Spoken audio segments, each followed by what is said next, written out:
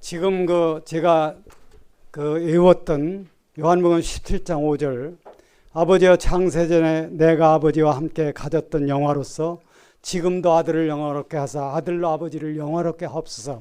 그 내용이 뭐냐면 십자가의 죽음이에요. 그러니까 세상에서 얘기하는 아버지와 아들, 그러니까 부모와 자식 사이 얘기가 아니에요. 그 차원이 아니에요. 성부 하나님을 영원하게 해서 성자 하나님이 하는 일은 뭐냐면 십자가에 자기를 버려서 죽는 겁니다. 그 일을 하는 거예요, 지금. 근데 여기서 뭐가 오느냐 하면은, 자, 이제 이게 참 처절한 얘기죠.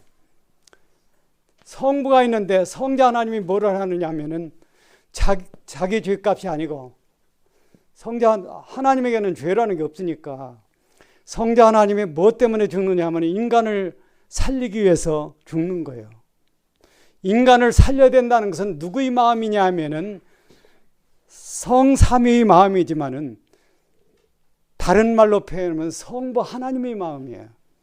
성부 하나님 인간을 살린다고, 살리기를 원할 때 그것이 가능하게 하는 것은 뭐를 하냐면 성자 하나님이 인간의 죄값으로 아버지를 위해서 죽어주는 겁니다. 이거는 이 세상 어떤 경우에도 사람들 사이에서는 생길 수 없어. 이것은 하나님 자신 안에서만 이게 생길 수 있는 거예요. 그래서 창세전에 내가 십자가에 죽는다고 하는 것은 이미 결정됐다고 하는 거예요. 우주를 만들기 전에. 이것을 하나님은 다 하셨기 때문에. 그러니까 이게 뭘 가져왔느냐면요. 자, 죄인 대신 예수가 죽으면은, 여기서 이제 하나 생각할 거예요. 이 죄인의 죄는 어떻게 될까요? 이게 대신 죽으니까 대속이야.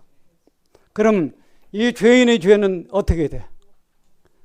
없어져?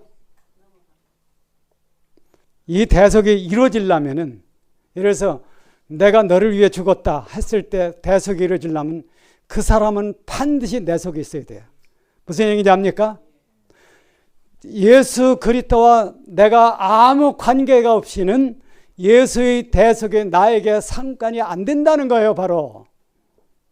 무슨 얘기인지 이해하죠? 그 말은 뭐냐 하면은요, 이 조건이 어디서 나오는 거냐 하면은, 내가 내 아들을 희생해서 누구를 용서했어. 근데 이 용서하는 목적은 그 사람이 내 아들과 연합해서 새로운 인생이 되는 목적이 있다는 거예요. 즉, 그 말은 뭐냐면 성부 하나님 쪽에서는 예수 그리스도를 얻고 그 안에 존재하지 않는 자는 대속을 인정해 줄 수 없다는 겁니다, 이게. 그러니까 예수 그리스도가 죄인을 위해서 죽었어. 이 말은 이 세상에 있는 모든 사람의 죄가 해결됐다는 뜻이 아니야. 무슨 얘기인지 압니까? 모든 사람의 죄가 해결됐으면 일사부재일의 원칙에서 누구든지 천국에 가야 됩니다. 그런데 그렇잖아. 예수를 믿지 않는 사람은 전혀 그 죄가 그대로 있다는 거야. 예수를 믿어야만 돼. 그 사람은 하늘 아버지가 그 사람을 정죄를 안 하고 의롭다 하신다는 거예요, 바로. 이거 여러분 이 문제를 분명히 알아야 돼요. 모든 죄를 사했으니까, 인류의 모든 죄를 사했다, 그러니까 내도 사했다, 이거는 기분 좋은 해석이지 이게 논리적으로 안 맞는다 하는 거죠. 그러니까 죄가 용서가 되려면은, 죄가 용서된다는 말은 하늘 아버지가 나를 용서하려면, 나를 맞아주려면은 그 사람은 반드시 그리스도 안에 있어야 된다는 겁니다. 이 말 이해 갑니까? 내가 그리스도 안에 있을 때는 이제 여기서 어떤 일이 벌어지느냐면요, 이게 근거가 어디냐면 로마서 8장 2절이에요. 1절 2절. 그런즉 이제 그리스도 예수 안에 있는 자에게는 결코 정죄함이 없느니 이는 생명의 성령의 법이 죄와 사망의 법에서 너를 해방하였습니다.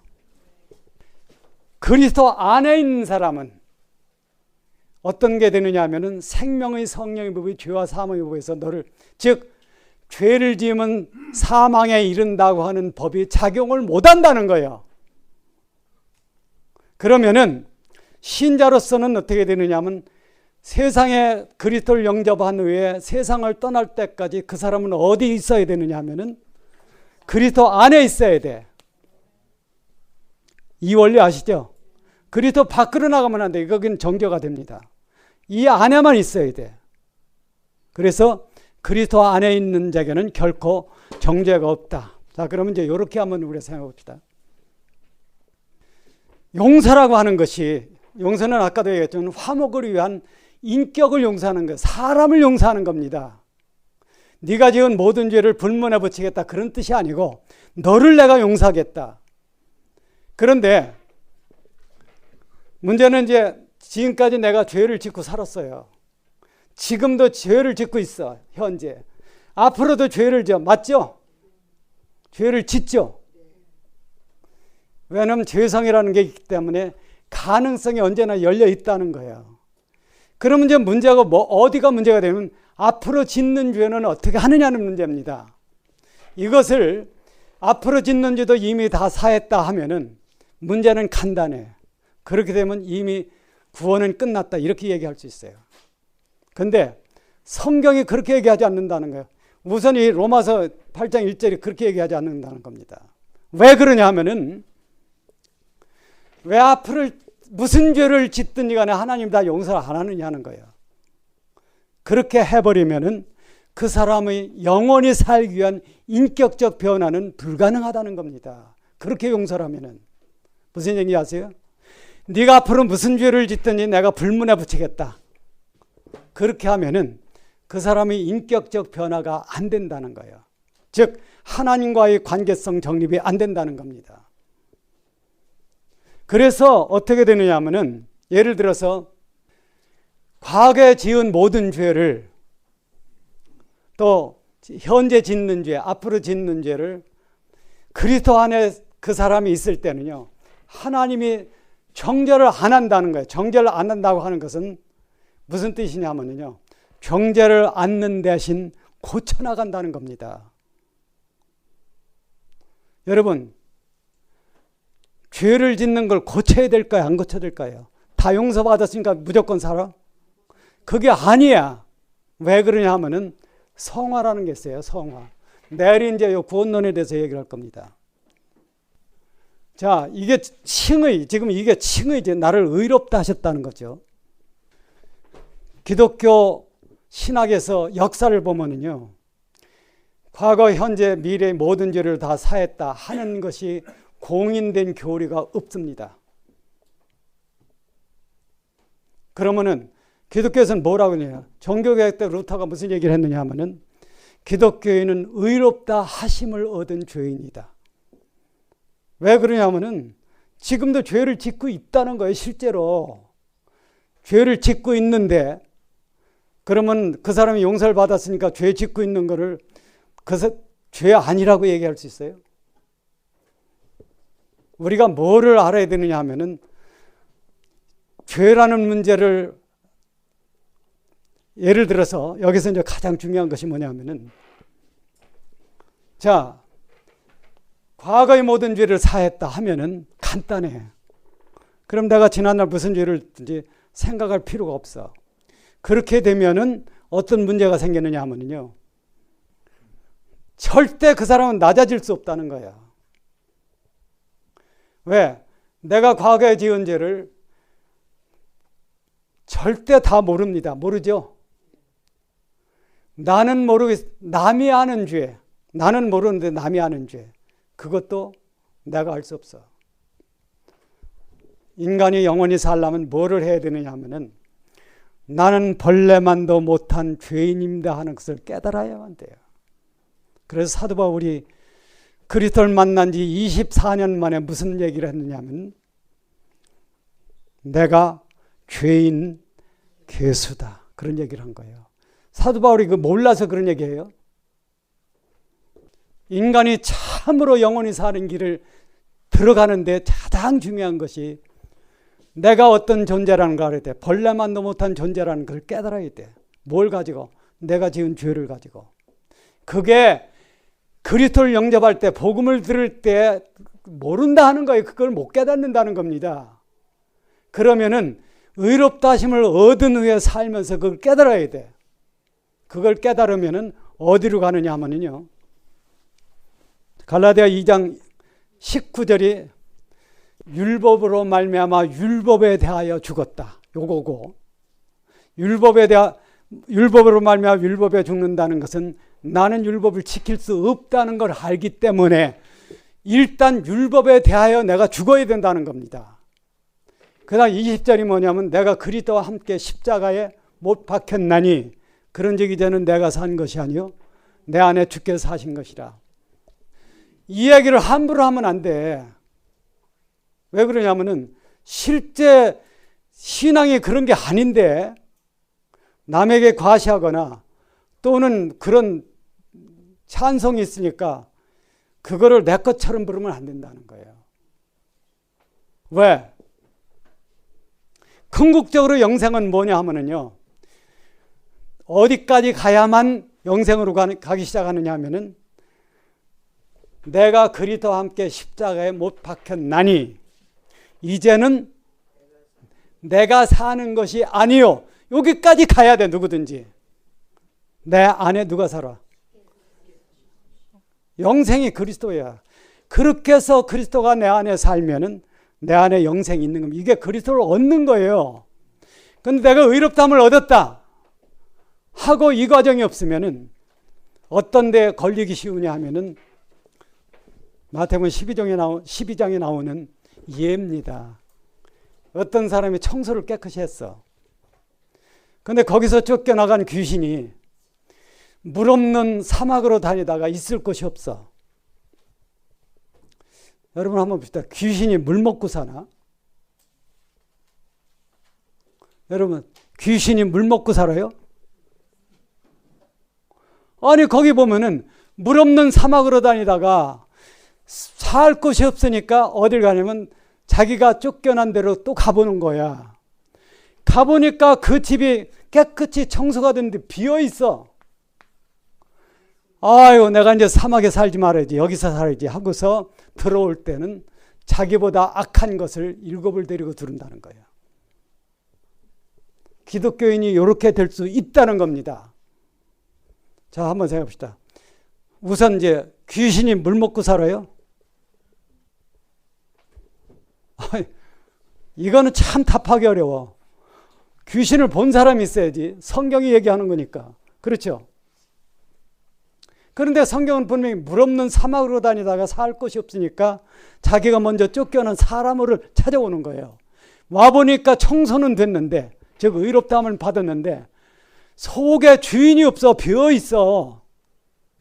그러니까 아이고, 사막에 살지 않고 여기 와야 되겠다. 여기서 물이라는 것은 뭘 얘기하느냐 하면요, 말씀이에요.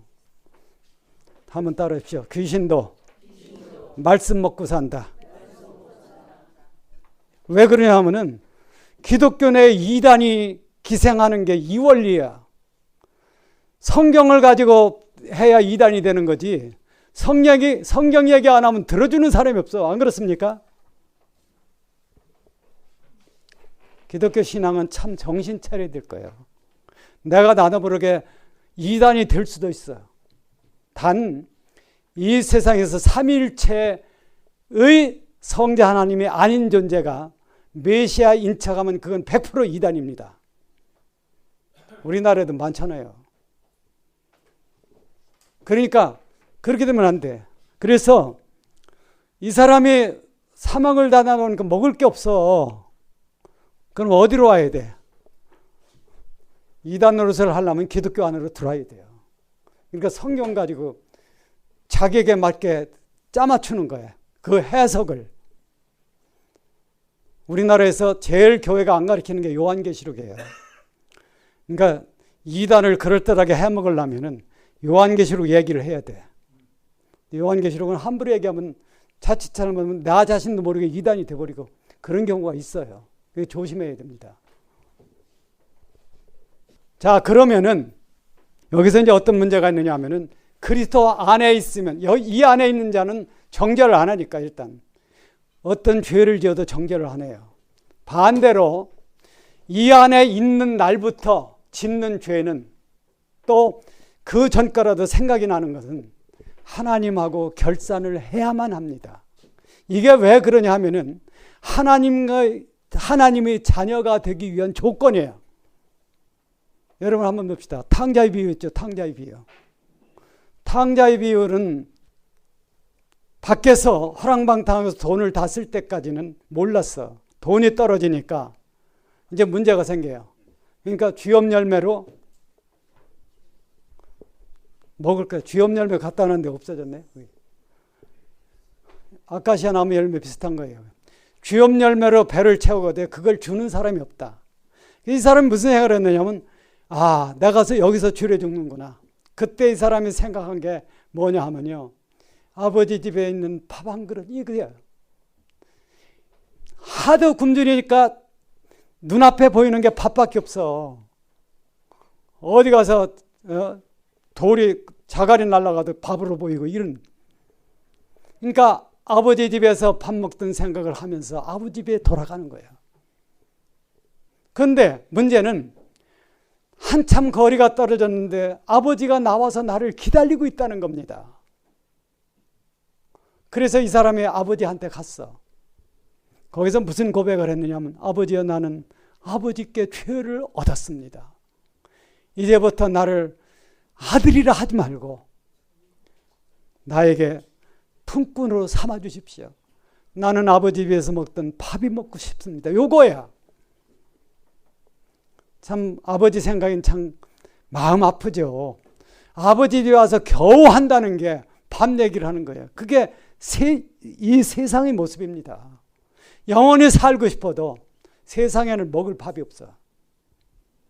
그때 아버지가 그 아들을 맞아주는 거예요. 이것이 주님이 하신 비유죠. 그러면은 그리스도인이 된 후부터는 뭐를 해야 되면 일일결산을 해야 돼. 어떤 죄를 짓고도 다 용서했으니까 까짓 거 상관없어 하면은 그 사람의 양심이 어떻게 돼요? 이거 중요한 거예요. 양심은 마비됩니다. 유물론적 인본주의는 양심이 마비돼요. 그러니까 정의를 내세우면서 무슨 짓이든지 합니다. 마찬가지예요. 구원을 받았다면서 무슨 짓이든지 할 수 있어. 사람 죽이는 것도 얼마든지 할 수 있습니다. 구원을 받았다고 하는 조건으로. 그건 왜 그러냐 하면요. 그 양심이 화인을 맞기 때문에 그래요. 화인을 맞지 않으려면은 그 사람은 죄를 지을 때마다 언제나 결산을 해야 돼. 누구랑 결산하는 거예요? 하나님하고. 아버지 오늘 내가 무슨 죄를 졌습니다. 그것이 겁대가리 없이 하는 거는요. 그렇게 결산한다고 되지 않아. 그러나 작은 죄는요. 하나님과 결산하면은 죄 없는 상태가 됩니다. 즉 정죄 안 하는 상태가 돼요. 그러나 흉악한 죄는요. 그렇게 고백만 해가지고는 해결이 안 돼. 그때는 뭐가 오느냐 하면은 하나님이 매를 들기 시작하는 거예요. 그걸 징계라고 얘기해. 이 하나님에 대한 죄의 고백과 징계가 있는 것은 그 사람 영혼이 살아있도록 보존하는 거예요. 아까 그 양심이 화인 받는다는 것은 그건 멸망의 길입니다. 양심이라는 화인 받으면 안 돼. 혹시 여러분 간경화란 말 들었어요? 간경화. 경화하면 이름 좋아. 근데 거기다 간자가 붙으면 이건 안 돼. 간경화는 죽어요. 간은 뭐 하는 거냐 하면은 독소를 해독하는 게 간이 하거든요. 근데 그게 경화가 되면 죽습니다. 그 사람은. 마찬가지로 양심은 뭘 하는 거냐 하면은 우리 삶의 독소를 해독하는 거야. 그것을 인지해 가지고 반드시 하나님과 나 사이에 화목을 유지시켜주는 것이 양심입니다. 그러니까 양심이 마비되면 구원을 받았어도 멸망한다는 거예요. 왜? 진짜 무슨 죄든지 져요. 사람 죽이는 걸 아무렇지도 않게 생각하는 거예요. 그렇게 되면 안 되죠. 즉, 그 사람의 영혼이 살아있게 만드는 것은 하나님과의 살아있는 교제가 만든다는 거예요. 하나님과의 살아있는 교제 중에서 제일 중요한 것이 뭐냐면 바로 내가 하나님 앞에 언제나 동행하는 것. 어떤 죄를 지으면은 하나님 앞에 바로 고백해야 돼. 제가 예를 한번 들게요. 제가 여러분한테 얘기하는 거는 내가 한 행위에 대해서 절대 하나님 앞에 상 받을 거를 포기하고 얘기하는 겁니다. 이미 공공연히 얘기하니까. 저 찬송가 이제 맡기러 세종인쇄소를 갔어요. 가다 보니까 버스가 좌회전하는 데서 좌회전하려고 그래. 그래서 제가 멀찌감치 서서 기다렸어. 그러니까 그 버스가 들어오더니 그 비상등을 켜더라고. 그게 무슨 뜻이에요? 고맙다 그거예요. 거기까지는 좋았는데 그 앞에 가가지고 좌회전하는데 좌측 차선은 좌측으로 도는 차선이에요. 근데 그게 똑바로 가는 내 앞으로 껴드는 거야. 그것 좀 내가 기다렸다가 껴주고 하면 얼마나 좋아. 근데 내 속에서 또 갑자기 나쁜 생각이 나오는 거예요. 이게 왜 이렇게 건방지게 저리 가서 껴들어? 이래. 물론 내 앞에 껴들긴 했습니다. 미국 사람들은요, 누가 그러니까 우회전 하겠다고 그래서 껴들면은 누구든지 껴줘. 안 그런 사람도 있겠지만 대부분 그래요. 그것을 내가 어디서 봤느냐 하면은 내가 주한미군 사령부 있을 때 우리 과장 그분하고 그분 차를 타고 가다 보니까 그분은 항상 그래. 근데 난 그걸 못 배웠어. 그래가지고 양심이 아파가지고 거기다 이제 그걸 맡기고 나서 조금 있다가 하나님 앞 기도했어요. 운전하면서 기도하려면 어떻게 해야 돼? 눈 감고 해야 돼. 맞죠? 여러분 거꾸로 들어야 돼요. 눈 뜨고 해야죠. 하나님 아버지, 제가 잘못했습니다. 안 그럴게요. 그게 기도야. 늘 울어도 그 누른다는 것은 은혜가 고마워서 울고 내 잘못이 크기 때문에 우는 거예요. 같이 해봅시다. 눈물로써 못 갚을 줄 알아 몸 밖에 드릴 것 없어 이 몸 바칩니다. 그리스도의 영원한 단 한 번의 속죄로 말미암아 우리 죄는 해결이 됐습니다.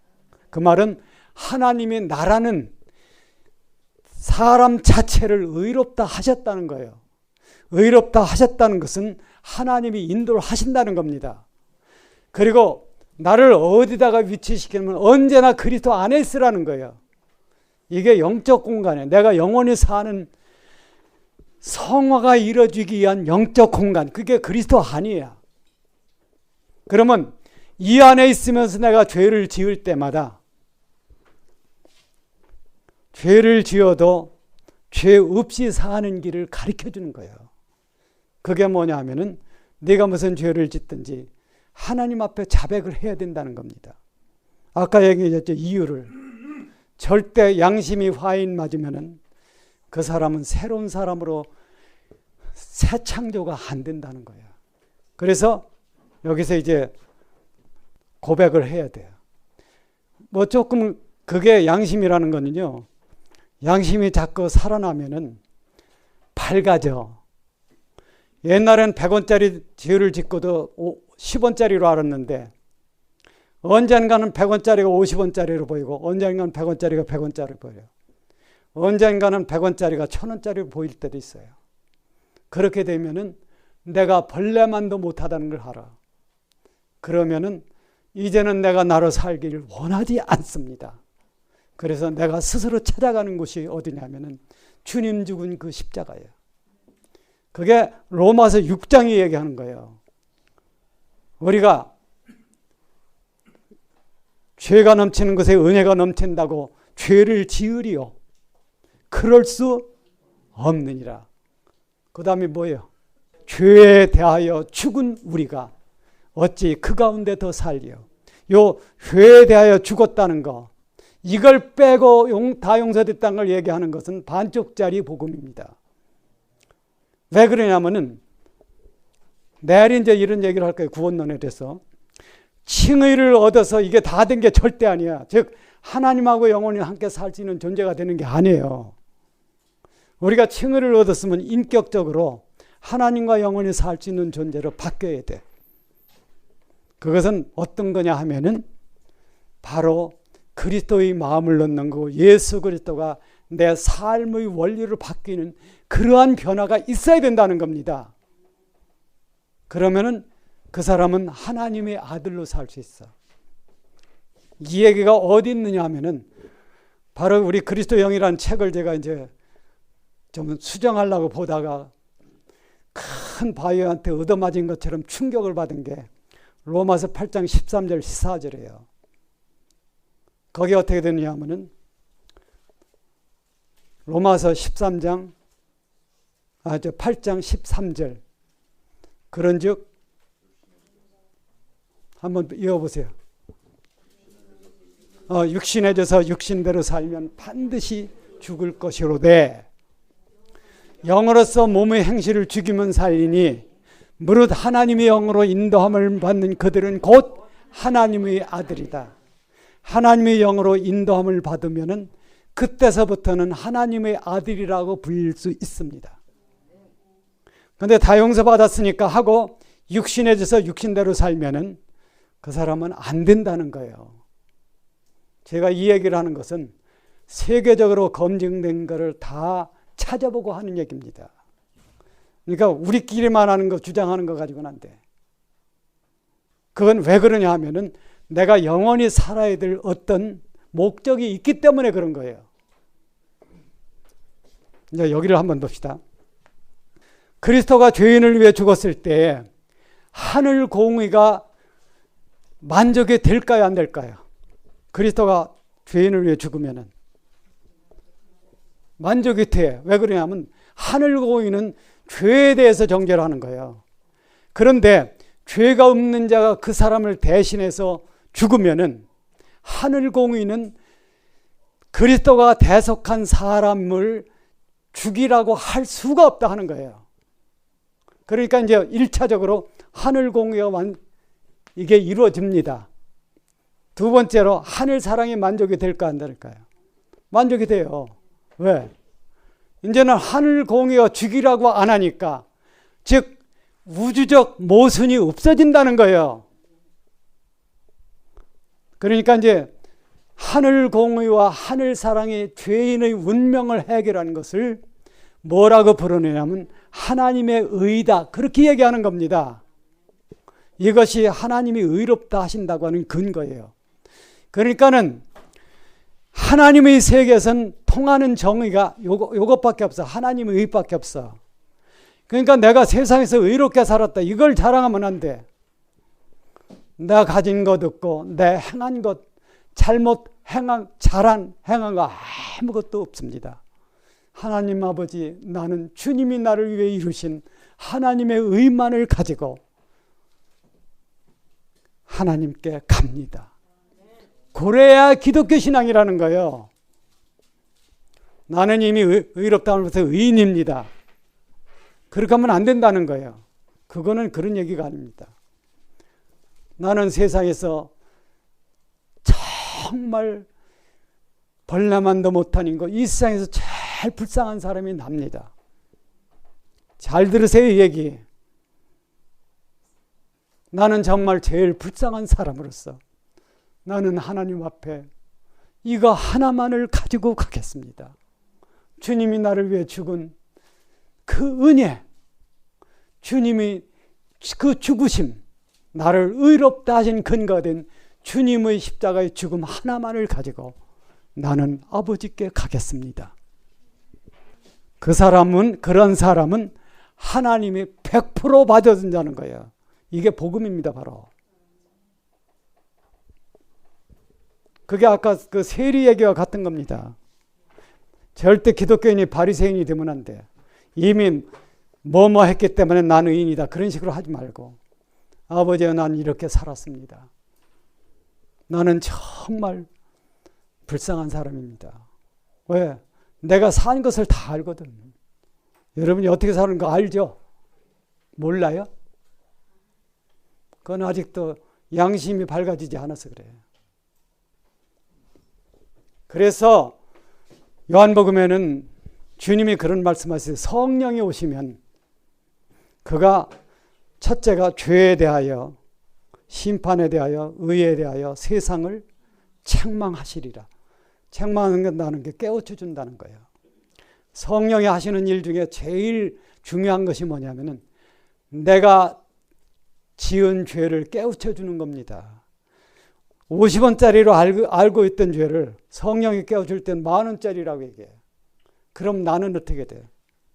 불쌍한 사람이 되는 거예요. 그때 나는 어디로 가느냐 하면은 양심이 가책했을 때 양심이 가책해서 해방되는 길이 딱 하나가 있어요. 지난날 지은 죄라도 마찬가지입니다. 지난날 이제 다 용서받았어요. 그렇게 생각하지 말고 하나님께서는 나에게 그것을 깨우쳐 준다 하는 거예요. 그래서 뭘 만드느냐 하면은 나라는 존재가 제로로 돌아가야 돼. 그러면은 이 제로 안에 100% 누가 오느냐 하면은 예수 그리스도가 내 생명으로 오시는 겁니다. 이게 구원이에요, 바로. 이게 아니고 머리로만 하는 어떤 속죄를 가지고 다 됐다고 얘기하면은 큰 코 닥칠 수 있어. 왜? 여기서 뭐가 안 일어나느냐 하면은 성화, 즉 인격적 변화가 안 일어난다는 거예요.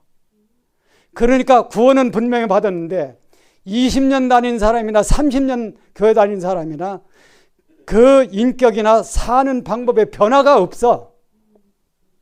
안 믿는 사람이 보고 아, 저 사람 믿는 사람이 할 내용이라는 게 없다는 거예요.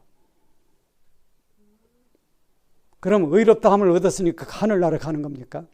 왜? 하나님과 함께 사는 건 뭐가 하냐면 인격이 합니다. 인격. 그러니까 그리스도를 알고 그리스도를 얻은 사람은 인격의 변화가 생기기 시작해야 돼요. 10년 된 사람과 20년 된 사람은 달라지는 게 있어야죠. 사는 건 다 똑같다고 하면은 그러면 그동안 뭘 믿었어? 의롭다함을 얻어가지고 얻은 게 뭐예요? 변화된 게 뭐예요? 그렇게 해서 인격의 변화가 일어나는, 이걸 이제 성화 얘기인데, 인격의 변화가 일어나면 어떤 사람이 되느냐 하면요, 이 세상 어떤 사람에도 내가 전혀 해롭지 않은 사람이 된다는 거예요. 이게 무슨 얘기인지 압니까? 이게 인격이 고쳐지지 않으면요, 자식이 부모에게 해로운 사람이 되고 부모가 자식에게 해로운 사람이 돼요. 그러면 제일 가까운 부모 자식 간이라도 해로운 사람이 안 되려면은 그 인격의 변화가 돼야 돼. 무슨 모습? 누구의 모습으로? 그리스도의 모습으로. 그냥 그리스도의 모습이 아니고 십자가에 죽은 그리스도의 모습으로. 지은 죄에 대해서 양심의 고통이 있을 때는 갈 데가 딱 한 군데밖에 없어요. 골고다로 가야 돼. 주님 그 죽은 그 십자가에서 나도 죽어야 돼.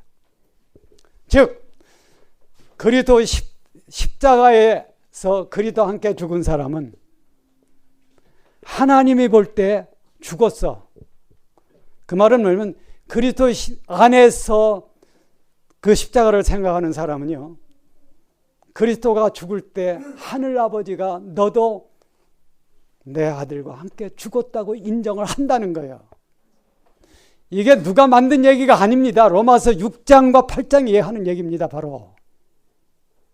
그러니까 다 용서했다. 이것만 얘기하고 끝나면 안 돼. 그거는 5장까지 한 얘기예요. 로마서 5장까지. 그러나 로마서 6장에는 뭐가 되느냐면 죄에 대하여, 세상에 대하여, 그리고 뭐에 대하여? 자아에 대하여 죽는 걸 얘기해요. 죄에 대하여 죽는다고 하는 것은 죄가 나를 지배하지 못하게 하는 겁니다. 한번 따라하십시오. 죄성은 이상의 어떤 사람도 이길 수 없다. 법칙이 뭐냐면 그 죄를 내가 이기려고 하지 말고 죄에 대하여 죽으라는 거예요. 그럼 나는 어디 있어? 죄에 대하여 죽으면 나는 어디 있어? 그리스도 안에 있다는 겁니다. 두 번째, 세상에 대하여 죽어야 돼. 오늘날 세상과 가늠하는 교회들이 많다고 볼 수밖에 없어. 성경에 의하면은. 야고보서 4장 4절 여러분이 기억하시길 바랍니다. 가늠하는 여인들이요. 여인이라는 것이 교회를 가리키는 거예요. 왜 그러면 남자는 가늠 안 합니까? 여자만 가늠해? 세상과 벗된 것이 하나님의 원수임을 알지 못하느냐. 세상에서 영광받기 위해서 교회 치장하거나 교회를 확장하는 것은 위험한 거예요. 그러지 말고 하나님을 향해 살라는, 세상에 대하여 죽어야 돼요. 세 번째가 자아에 대하여 죽는 거예요. 왜 그러냐면은 이게 이타의 정신, 이타. 남을 이롭게 하는 것 때문이에요. 10사람이 밥을 먹는데 이타라고 하는 거는요, 서로 밥을 먹여주는 거예요. 거기에는 군수리가 없어. 그런데 자기 밥을 떠먹으면 어떤 일이 발생하느냐면요. 우린 그거 많이 해봤으니까 군대에서 야외에 나갔을 때 밥이 오면은 밥이 이제 한 그릇씩 지나갑니다. 후보생 때 훈련 받을 때 이럴 때. 밥이 좀 많다 싶으면은 안 돌리고 내 앞에 놔. 그리고 그 다음에 오는 걸 돌려.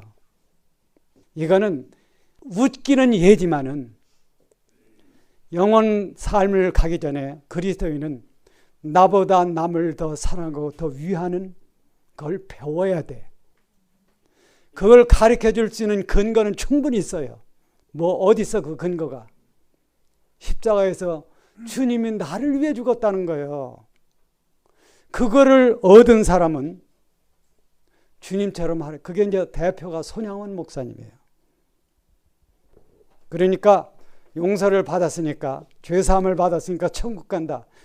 너무 그렇게 간단히 얘기하지 말고 천국의 조건이라는 것이 서로를, 주님이 나를 사랑한 것처럼 서로 사랑하는 그러한 인격이 내 속에 있어야죠. 예수 그리스도라고 하는 그 본질이 내 인격 속에 있어야죠. 그래야만 영원히 살 거 아니냐 하는 겁니다. 여러분, 이 문제 간단히 생각하지 말고 그 길을 가세요. 절대 어떤 머리로 교리를 알았다고 다 되는 게 아니에요. 그거는 초보죠. 점점 더 우리가 그리스도를 닮고 그리스도를 얻는, 그래서 성경엔 그게 어디냐면 그리스도의 형상이 충만한 그 장성한 분량까지 이른다. 성경이 그걸 얘기하는 거예요. 누가 정말 그리스도를 많이 닮았느냐, 어떤 사람이 그리스도를 많이 닮았느냐에 커트라인이 속해 있어. 어느 그리스도를 닮는 데서 커트라인 이상 된 사람은 휴거로 가고, 그게 부족한 사람은 환난으로 가야 돼. 그게 어쩔 수 없는 운명입니다. 하나님께서는 그것을 우리에게 얘기하고 있어요. 여기서 이제 하나님의 의가 나와요. 이게 속죄입니다. 바로 이 하나님의 의는 우리가 영원히 살 수 있는 근거예요. 그리고 그 하나님의 의라고 하는 것은 그 본질에 대해서 우리 삶에서 내가 인식하고 있어야 돼. 본질이라는 게 주님이 나를 위해 죽은 거예요. 그러면은 주님이 나를 위해 죽었는데 나는 나밖에 모르는 인간이 된다고 하면은, 만약 그 양심이 살아있다면은 그것은 내 속에서 용납할 수 없다는 겁니다. 그런 방향으로 가십시다. 내일 당장 그러는 건 아니에요. 그러나 여러분은 그 길로 가야 돼. 왜? 그리스도의 심판대 앞에 서야 되기 때문에. 그래서 우리는 참 영원 삶을 예배해야 되기 때문에. 자, 여기서 이제 어디까지 지금 얘기를 하냐면 우주적 모순과 하나님의 의. 이제 어딜 보느냐면 교재 나눠드린 거 있죠. 그거를 실제 읽을 때가 있어요. 자, 여러분 교재를 보면은 그 21페이지 보세요. 지루에서부터 보겠습니다. 로마 병정이 옆구리를 찔렀을 때 흐른 물과 피는 심장 파열을 의미한다. 이 파열은 우주적 의미를 가진 세 가지의 파열로 이어진다는 거예요. 자, 주님이 십자가에 못 박혔을 때 로마 병정이 옆구리를 찔렀어요. 그때 성경에 보면 뭐가 나왔느냐면 물과 피가 나왔다 하는 거예요. 여러분 찔르면 어떻겠어요? 여러분도 물과 피가 나옵니까? 피만 나오죠. 이건 특이한 경우예요. 물과 피가 나온다는 것은. 그리스도의 옆구리에서 나온 물이 생명강입니다. 이것이 구현된 것, 이 의미가 실제로 구현된 것이 하늘도상에서 흐르는 생명강이에요.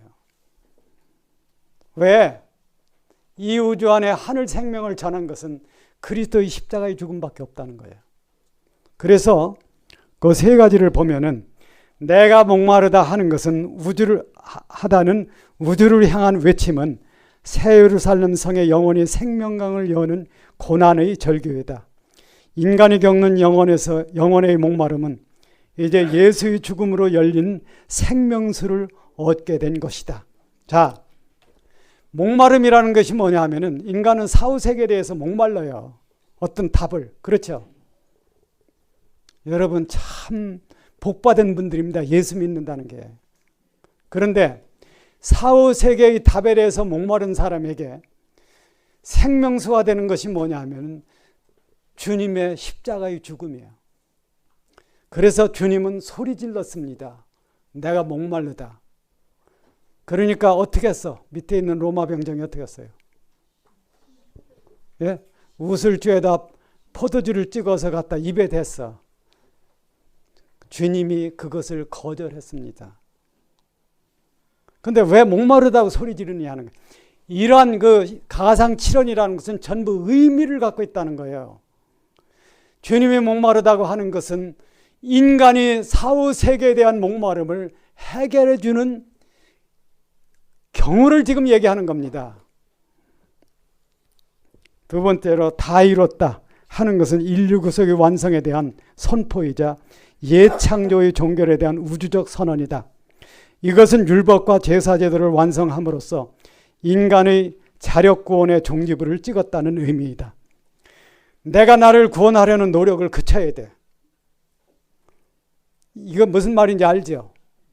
내가 나를 구원하려는 노력을 그치면은 믿음으로 사는 신앙이 온다는 거예요. 주님이 나를 위해서 한 것을 내가 믿고 주님을 얻으면은 나머지 생애는 그 주님의 영, 즉 성령 하나님이 자기를 맡긴 사람을 인도하기 시작한다는 겁니다.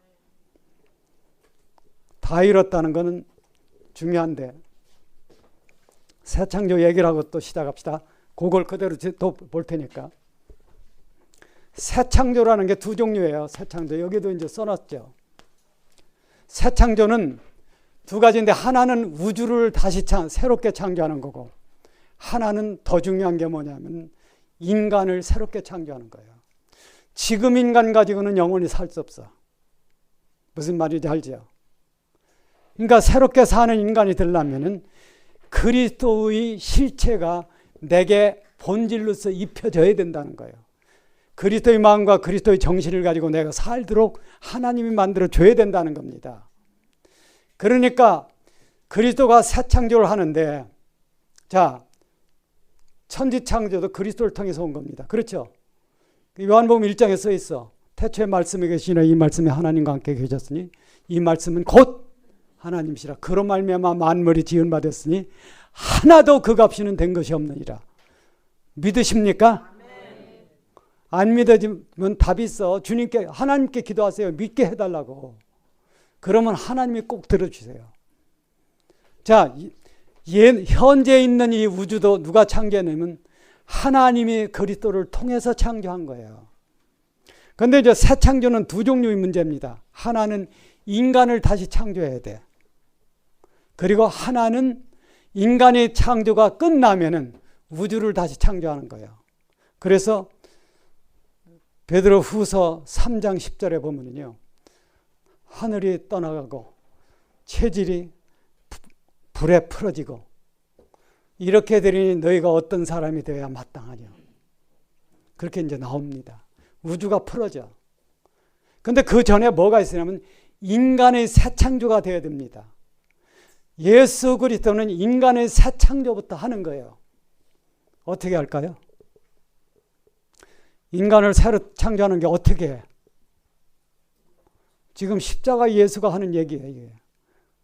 다 이뤘다는 속에 새 창조를 할 수 있는 조건이 다 됐다는 거예요. 그러면은 주님이 인간을 새로 창조하는 게 어떻게 하는 거예요? 죄송합니다. 그 까다로운 질문을 해서. 자, 이제 한번 봅시다. 죄가 뭐를 하느냐 하면 낮에 배웠어요. 죄는 뭘 하느냐 하면요, 인간의 구조를 분해시켜. 그래서 죄를 지었기 때문에 생자필멸의 운명을 가는 사람은 생로병사를 한다는 거예요. 생로병사라는 것이 영혼과 육체가 갈라지는 거죠. 그래서 육체는 어디로 가? 어디로요? 화장터로 가. 화장장으로. 영혼은 그리스도에게 가든가 지옥을 가기 위해서 음부로 가. 여러분 잘 들으세요. 여러분과 나는 어찌하든지 그리스도에게 가야 됩니다. 그렇죠? 그래서 이번 찬송에는 이런 구절을 좀 넣어놨어요. 그런데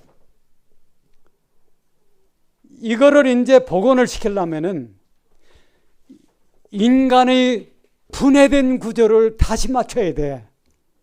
즉 무덤에 간 육체하고 영혼하고를 다시 붙여야 됩니다.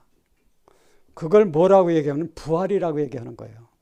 자, 주님이 무덤에 간 후에 3일 만에 부활을 하셨어요. 그렇죠? 주님이 부활했다는 것은 뭐를 하느냐면 인간을 재창조하기 시작했다는 겁니다. 그리스도 안에 있는 사람은 새 사람이야. 그렇기 때문에. 왜 그러냐면 주님의 부활이라는 것은 여러분과 나의 부활의 원형이야. 예수 그리스도를 믿는 사람은 그리스도가 부활한 것처럼 너희들도 이와 같이 부활한다는 걸 얘기하는 거예요. 즉 이 말은 뭐냐면 그리스도의 부활은 인류를 새로 창조하는 시초라는 거예요. 이게. 그래서 그리스도는 십자가에서 달려 죽고 부활함으로써 인류를 다시 창조하는 일을 먼저 하기 시작했다는 겁니다. 여러분 기독교가 어디서 나왔어요? 기독교는 누가 책을 써놔서 된 게 아니에요. 기독교는 경험을 책으로 쓴 것이 성경으로 인정을 받은 거지, 기독교는 누가 만든 게 아니에요. 여러분이 아시다시피 성경을 쓴 사람이 40명 이상이 1500년 동안 쓴 겁니다. 어떻게 한 책을 갖다가 1500년 동안이나 쓰느냐 하는 거예요. 이 세상에 그런 책 있어요? 1500년 동안 쓴 책. 그것도 한 사람이 쓴 게 아니에요. 최소한 40명 이상이. 기독교는 정언이야, 정언.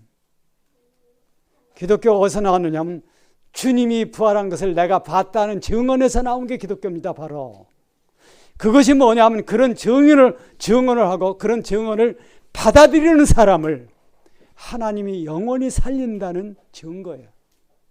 그래서 주님이 부활로 말미암아 뭐가 시작되냐면 인간의 새 창조가 시작됐어요. 그래서 고린도 후서 5장 17절에 보면 누구든지 그리스도 안에 있으면은 새로운 뭐예요? 피조물이라. 보라 새 것이 되었도다. 새 것이 되었는데 그건 시작이야. 그래서 계속 새 창조가 이루어집니다. 누가 창조하는 거예요? 누가? 여기서 이제 창조 문제가 그리스도는 십자가에서 부활해가지고 뭐 했습니까? 승천을 했어.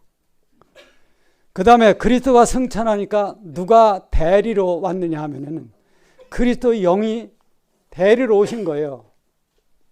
그리스도 영이 와서 뭐를 하느냐 하면 그리스도를 내게 증거하는 겁니다. 성령은 자기의 뜻을 얘기하는 법이 없어. 성부의 뜻과 성자의 뜻을 얘기하는 겁니다. 그러니까 여러분들 꿈꾸고 나서 이게 성령의 은사라고 주장하면 절대 안 돼요. 남자는 그런 사람이 별로 없어. 이게 무슨 얘기야? 그 다음 얘기는 안 하겠습니다. 했다가 혼날까 보면서. 여러분 이 원리를 알아야 돼요. 예수 그리스도는 뭐 하러 갔느냐 하면은요. 자, 부활했다는 것은 몸이 부활했기 때문에 그것이 인류의 새 창조의 출발점이야. 그리스도가 승천했다는 것은 가서 뭘 하려고 하는 거예요. 요한복음 14장 5절에 내가 너희 있을 곳을 예비하러 가노니 가서 그걸 끝내면 예비하면 내가 다시 와서 너희를 내게로 영접하여 나 있는 곳에 영접하여 항상 거기에 있게 하겠다. 예수 그리스도는 하늘에 가서 뭐를 하느냐 하면은 하늘 도성을 즉 새 예루살렘을 짓습니다. 이게 영원한 우주의 중심이고 새 예루살렘이 영원한 우주의 중심이고 하나님의 최종적인 성전이에요. 그 성전을 짓는 돌이 새로 창조된 휴거된 그리스도인들입니다. 어찌하든지 영생을 휴거로 가도록 하십시다. 그건 여러분이 애써야 돼. 변화된 사람이 되기 위해서.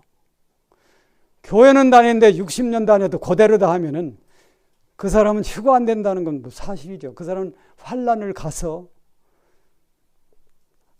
십자가에 죽는 죽음을 거치고 나서야 바뀐다는 거예요. 찬송가에 그거 있어요. 거기 있는 새벽별 내게 비추소서. 아침에 뜨는 게 두 개가 있어요. 하나는 새벽별이고, 이건 내가 지어낸 얘기가 아니에요. 성경에 써 있어요. 예수 그리스도가 새벽별이라는 게 계시록에 써 있어요. 그 다음에 아침해가 떠. 새벽별이 먼저 뜹니까? 아침해가 먼저 뜹니까? 진짜요? 새벽별이 먼저 떠. 아침해가 먼저 떠. 당연히 새벽별이 먼저 뜨죠. 그런데 찬송가에는 거기 있는 아침에 내게 비추소서, 이 구절이 없어. 이런 게 왜 그럴까요? 그것은 새벽별이라는 게 중요한 의미를 갖고 있기 때문에 그런 겁니다. 한번 따라 주십시오. 새벽별은 아무도 모를 때 뜬다. 세상 사람이 모를 때에 휴거가 일어나. 휴거는 환난 전에 일어나요. 이거는 26가지 근거를 내가 갖고 있어. 그건 내가 만든 게 아니에요. 번역한 거지. 아침에는 그리스도의 계시록 19장에 나오는 그리스도와 그리스도의 신부가 어디 오느냐 하면 아마겟돈 전쟁이 끝나는 팔레스타인에 오는 거예요. 그러니까 우리가 찬송할 때 거기는 아침에 내게 비춰서 이 찬송하면 안 돼. 그렇죠? 왜 그러냐면은 아마겟돈 전쟁에는 데려감을 당한 사람이나 버려둠을 당한 사람 거기를 가야 돼요. 그건 찬송가에 늘만한 그런 내용이 아니에요. 그러나 새벽별이라는 것은 휴거를 얘기하고, 휴거된 사람은 7년 환란이 벌어지는 그동안에 하늘에서 신랑을 만납니다. 혼인. 그것이 이루어지면은 신랑이 올 때는 의당 신부를 데리고 오죠. 그래서 천년왕국이 시작되는 거예요. 그러니까 찬송가에도 누가 그렇게 가사를 저는 거야. 근데 그런 찬송을 부를 때 아무 생각 없이 불러. 새벽별이 뭐다 하는 관계없지. 그렇게 하면 안 된다는 겁니다. 우리가 거기 있는 새벽별 내게 비춰서 할 때는 나도 휴거로 가기를 원합니다. 어찌하든지 죽은 자까지 구하라는 이 휴거로 가는 것을 마음속에 간직하고 하나의 소원으로서 그런 찬송을 불러야죠. 그 다음에 21페이지 보세요. 세 번째 게 한번 같이 읽어봅시다. 무덤의 열림은 부활의 문이 열림을 뜻한다. 성육신의 의미와 하나님의 영원하신 목적이 성취되었다는 선언이다. 이것은 속죄가 완성되고 사망으로 말미암아 사망이 폐기된 것을 말한다. 엄청난 얘기죠.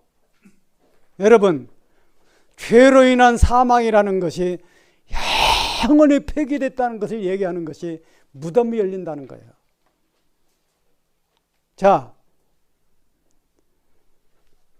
우주에 죄로 인한 사망이라는 그 사망 자체가 없어진다는 거. 얼마나 놀라운 말씀입니까? 이게 그리스도의 죽음 부활에서 이 세 가지가 다 이루어지는 거예요. 그렇기 때문에 우리가 이런 것을 믿는다고 하면요, 절대의 소망을 붙드십시오. 자, 여러분의 일생 전체의 모든 죄에 대해서는 예수 그리스도의 십자가의 죽음이 답을 했습니다. 단번에. 근데 그 답의를 했다는 것이 앞으로 짓는 모든 죄도 무조건 용서했다. 그런 답이 아니야. 반드시 그리스도인은 그리스도 안에서 자기 죄에 대해서 구체적으로 철저하게 하나님과 사이에 결산을 봐야 된다는 거예요. 그래서 그 양심이 살아있는 사람은 정말 영혼 세계에서 남을 영원히 사랑할 수 있는 그런 인격체로 변화되는 삶, 인격을 얻는다고 하는 겁니다. 그래서 영원히 사는 준비를 한다는 거예요. 거기 이제 보기 전에 앞에 좀 조금 봅시다.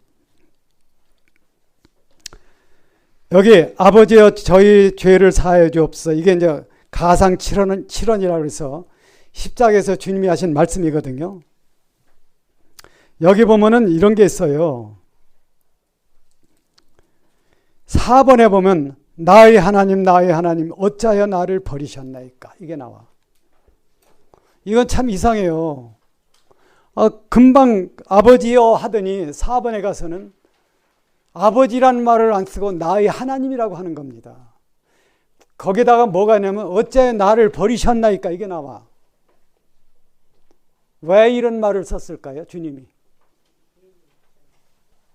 여기서 우리가 뭘 봐야 되느냐 하면은 예수 그리스도는 영원히 하나님이시며 사람입니다. 동시에. 아시죠? 근데 우리가 이걸 보면은요, 사람이신 그리스도가 십자가에 죽는다고 하는 것은 여러분과 나의 입장에서 죽는 거예요. 자기 입장에 죽는 게 아닙니다. 대속이라는 게 뭐냐면 죄인의 입장에 와서 죽어주는 거예요. 그래야 내 대신 죽는 거죠. 여기 나의 하나님 어찌하여 나를 버리시나이까. 이것은 여러분과 내가 지옥에 갈 이유를 주님이 받는 겁니다. 그래서 여기 표현이 이렇게 됐다는 거 여러분이 아시면 되고, 그 다음에 이제 조금만 더 보고 마치도록 하십시다. 21페이지 거기 보면은요, 이건 제가 읽을 테니까 여러분이 한번 보세요. 여기 중요한 걸 정리하는 거니까.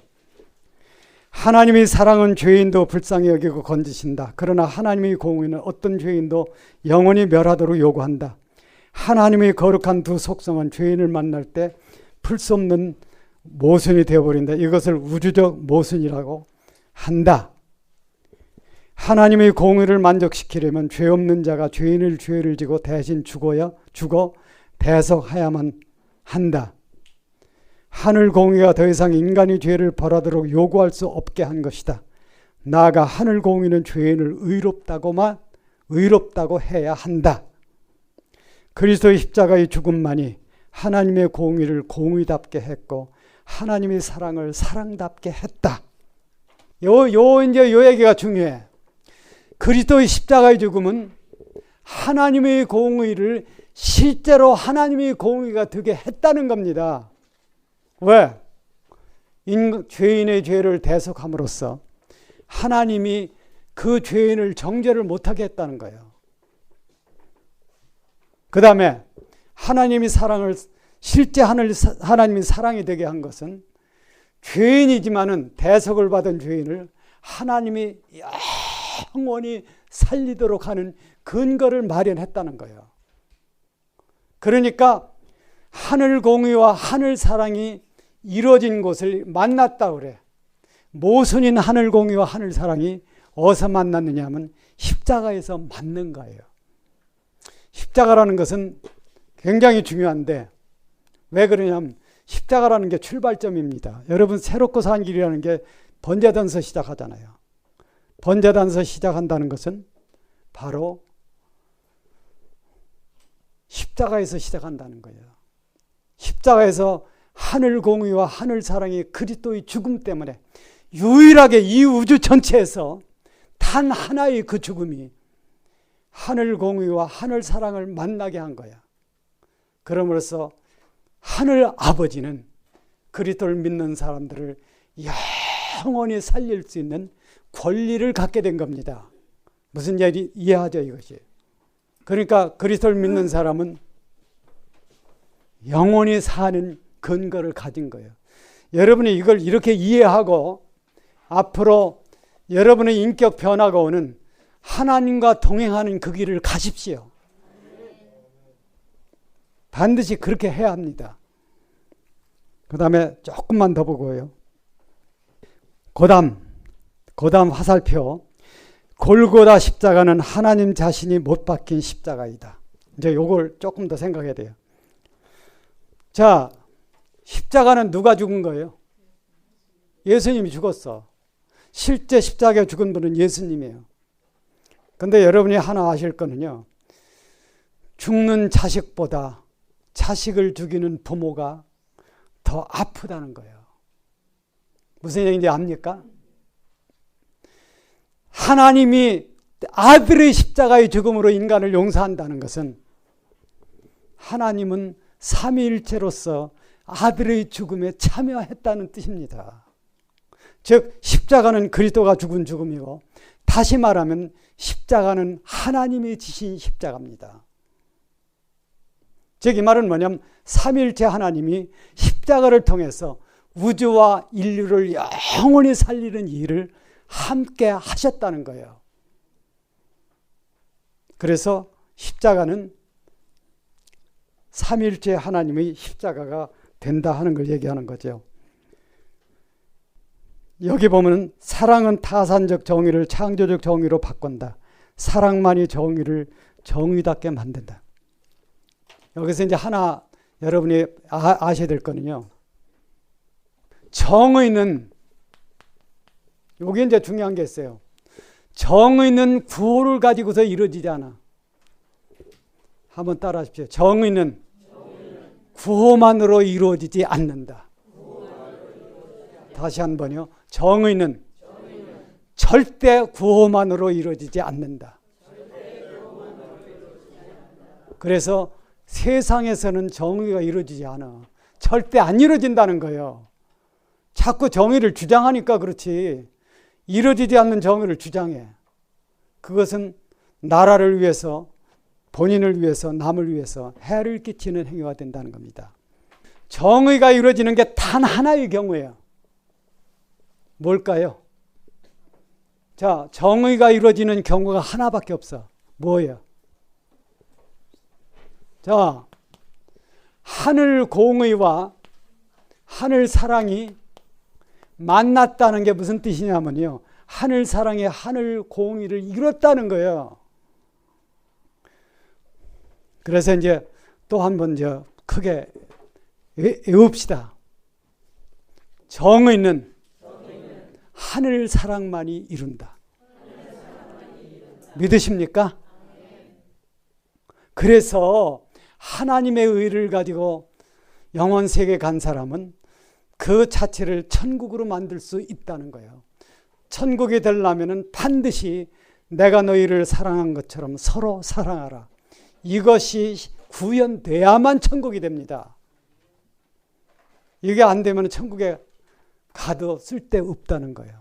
근데 그게 정의가 이루어지는 것은 십자가에서 하늘 공의와 하늘 사랑이 만났기 때문에 이것이 단 하나 의로운 세계가 이루어질 수 있는 방법이라는 거예요. 그래서 하늘 사랑은 뭐를 이루냐면 하늘 공의를 이뤄. 왜? 바로 그리스도가 십자가에 죽은 것은 하늘 공의를 이루기 위한 거예요. 그게 뭐냐면 하늘 사랑을 가지고 그리스도는 여러분과 나를 위해 십자가에 죽었습니다. 이것은 여러분과 나의 모든 죄에 대한 답을 만든 거야. 단 그 답을 이뤄가는 방법이 단번에 되는 것이 아니라 성화라는 과정을 거쳐서 이뤄가는 걸로 되어 있다는 겁니다. 믿으시죠?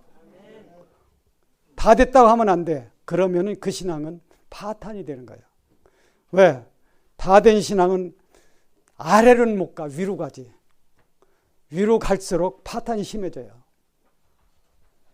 그래서 이따 주무시기 전에 꼭 읽어볼 게 어디냐면은 이사야 14장 12절을 꼭 읽고 주무세요. 아시죠? 자, 이사야서 14장 12절 지금 읽지 말고 그 다음에 자, 그 밑에 보세요. 십자가의 죽음만이 영원히 죽지 않은 하나님의 의이다.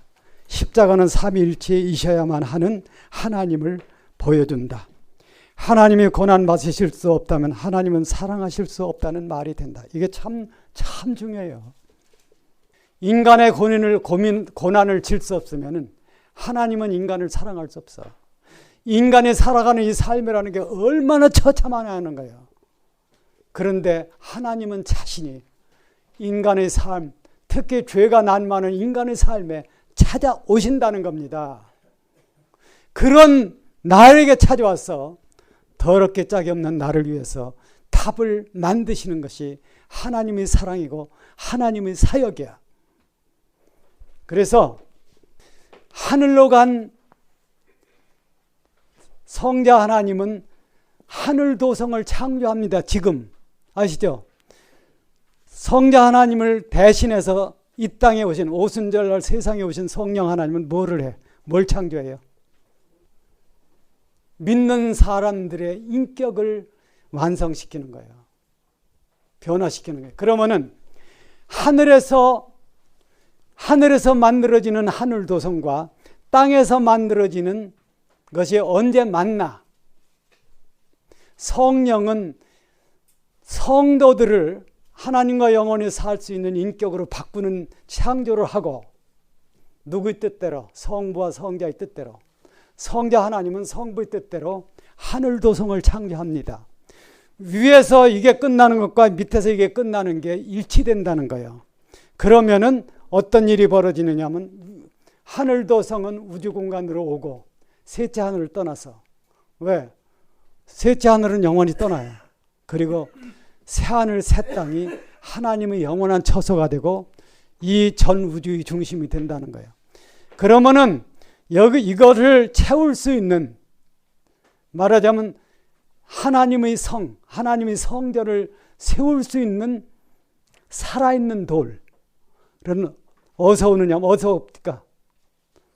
성령이 완성한 성도들이 어디로 가느냐면 하늘 도성을 만나기 위해서 공중으로 가야 돼. 그거를 휴거라고 하는 겁니다. 찬송가 50장 나병 환자를 사랑한 손양원 목사님의 하늘 사랑을 생각하면서 이거 한번 해봅시다.